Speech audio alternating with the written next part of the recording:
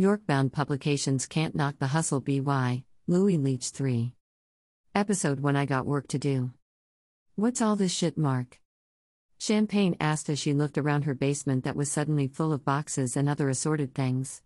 Mark had been here all of 30 minutes, and her beautifully finished basement was looking like a tornado had hit this joint.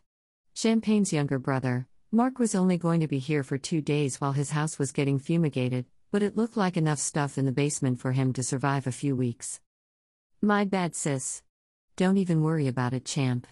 I got a little work to do. I'll clean all this stuff up in a minute. Don't even worry about it, Mark said as he smiled at his big sister.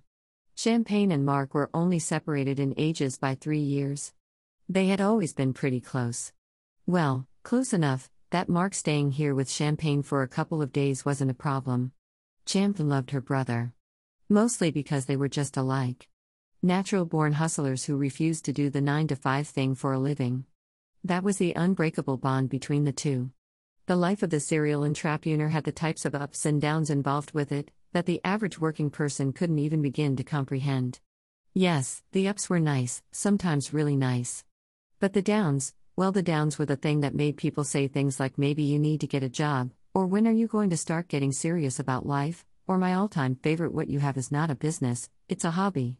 However you slice it, what most people have to say about a serial entrepreneur who hasn't struck it big yet is not something a serial entrepreneur wants to hear. Especially not from someone who has no idea why a person would do weeks' worth of work and not make $1 single in profit. Mark and Champagne understood this struggle.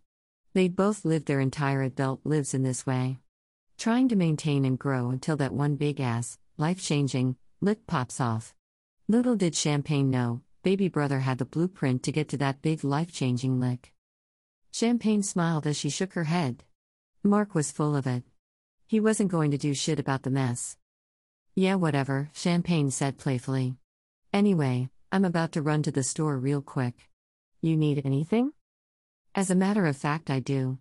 Can you grab me a couple of bottles of degreaser from Walmart, and I'll hit you off a little later after I make this paper. Champagne frowned after her brother finished speaking. Do what? Greaser. Degreaser. It comes in a container that's shaped like the John they sell antifreeze in. You can't miss it. Right over there where the car supplies and stuff be at. Check back tomorrow for more. York-bound publications, always a good read.